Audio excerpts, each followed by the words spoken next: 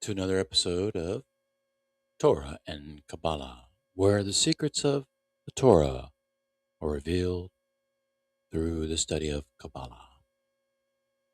I am your host, Michael, and today's episode takes a little short look at the scripture for Metzora by Vaykira Metzora, Leviticus chapter 14, verse 33.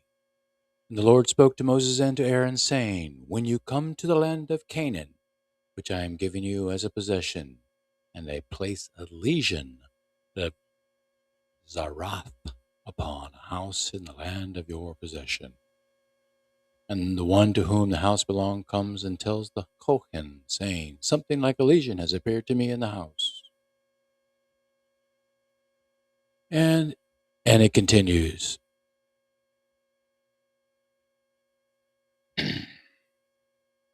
And it continues with the quarantine and the treatment of the house and all of the remedies for what to do in the case of these plagues. The secret power that I am referring to in the title screen for this segment is the secret of the passage, and that it is a warning of God's power unleashed in plagues. The Israelites had not yet gotten to the land of Canaan, and Moses and Aaron were told by God that when you get to the land of Canaan, and I place a plague upon you, here's what you do. Now, one of the most compelling parts about all of the Metzora and the previous passage in the Torah are the costs associated with it. And we're going to take another look at that. But the most important part to focus on here is an understanding of when you enter the land of Canaan. Now, these were the things they were not told to do while they were traveling through the wilderness by that perspective. When you come to the land of Canaan, and a place of legion upon a house in the land of your possession, this is what's going to happen, and this is what you do. But while you are here in the wilderness, this is not going to happen, because you have the Tazria, all of those practices. And prior to that,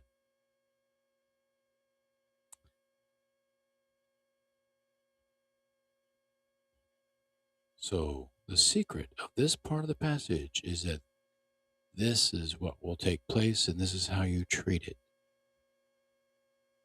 This is the prophecy. But there is something more important about all of it that is trying to be revealed about it all through what is happening here.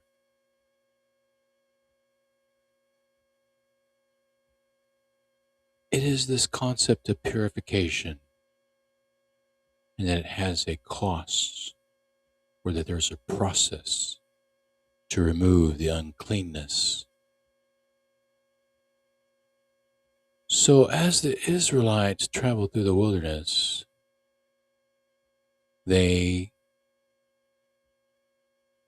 struggled through the process of purification, all of these challenges, these plagues, these illnesses that they had to go through, and the sacrifices they had to make, the prices they had to pay to return to the cleanness and clean living.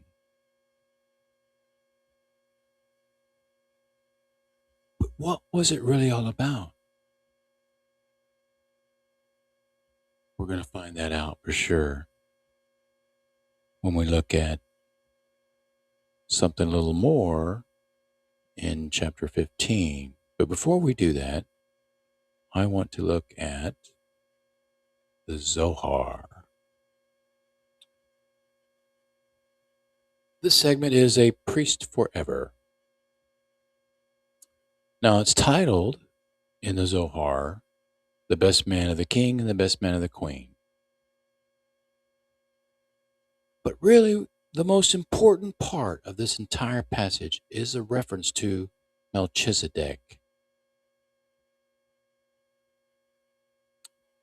But the description here in the Zohar, verses 23 through 24, is that there is a marriage of the priest and prophet. Moses and Aaron are the best men in an eternal union between prophet and priest. Melchizedek,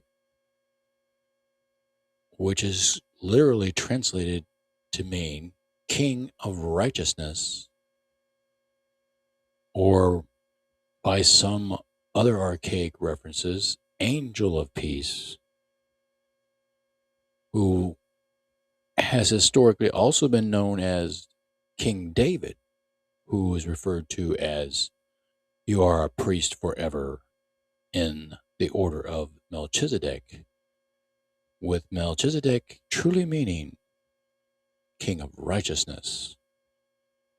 So among the many kings of righteousness in history, that one was a specific granting in Scripture to David. Why is he referring to it? A lot of what is being discussed by the rabbis is this return of the Messiah.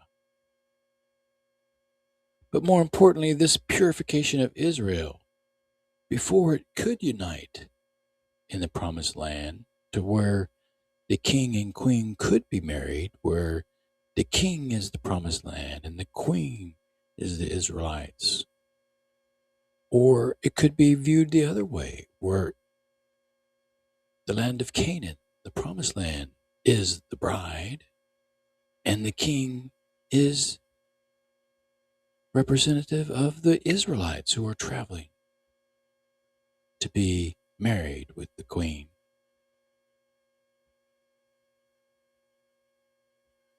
In any case, there is this purification ritual that the groom goes through in order for him to be with his bride, who is pure and waiting for him.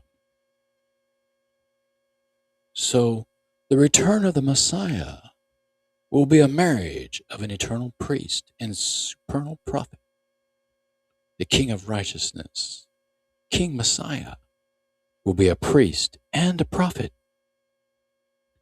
He will teach the eternal truth of the Torah and prophesy against those who deny the teaching of God's laws to mankind. All teachings proposing a multiplicity of God in any manner are heresies. God is one, and this fact is the eternal truth.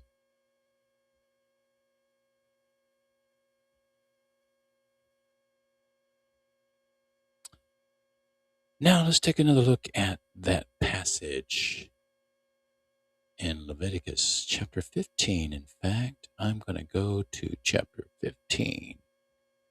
And I'm going to scroll down here to verse 31. Now this truly is in the one verse that is the most important verse in this entire passage. All of what is this archaic practice of what might be construed as atonement for sin, purification of the body, it's all a medical practice of survival. And you shall separate the children of Israel from their uncleanness, so that they will not die on account of their uncleanness, if they defile my sanctuary, which is in their midst.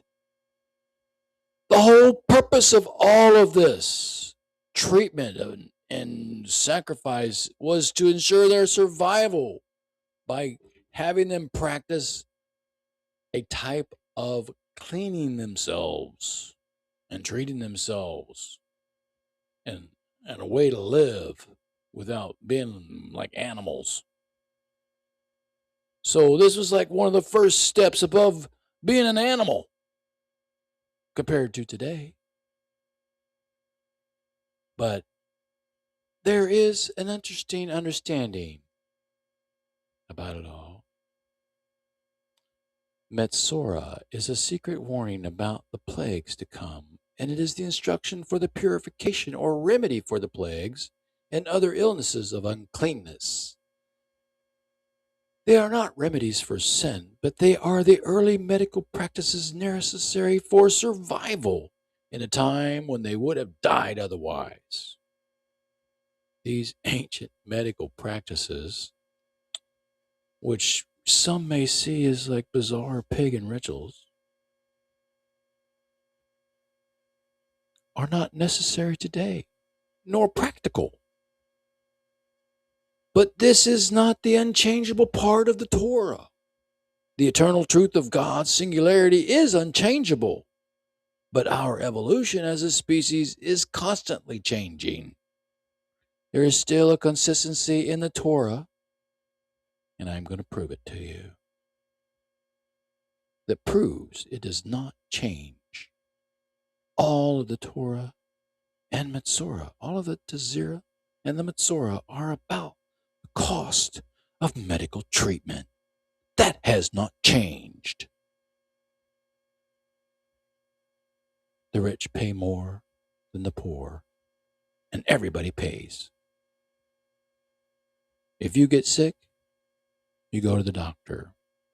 The doctor now replaces what was the priest and Aaron at that time, the Aaron and the Levites and all of that. This was in this process that's now archaic and no longer practical. Truly. In the time of Moses and our times today, there are the costs of medical treatment. These are the rites and rituals for healing in a time when they knew nothing better to achieve survival of the species. If they did not keep clean, they would die.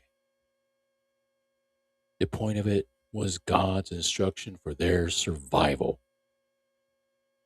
If followed, they lived. Many did not follow it, and many died. And you shall separate the children of Israel from their uncleanness, so that they will not die on account of their uncleanness, if they defile my sanctuary which is in their midst. So the children of Israel once again gathered and separated by these practices of purification and cleaning and self-sacrifice and abstainment and all the things that are taught here in this passage if you really drill into it. And I don't think it's necessary. We get it. Don't be a dirty bird. Well, that's all the time we have for today's lesson. Please join us once again when I cover the next part of the Torah, which is the eternal and unchangeable truth.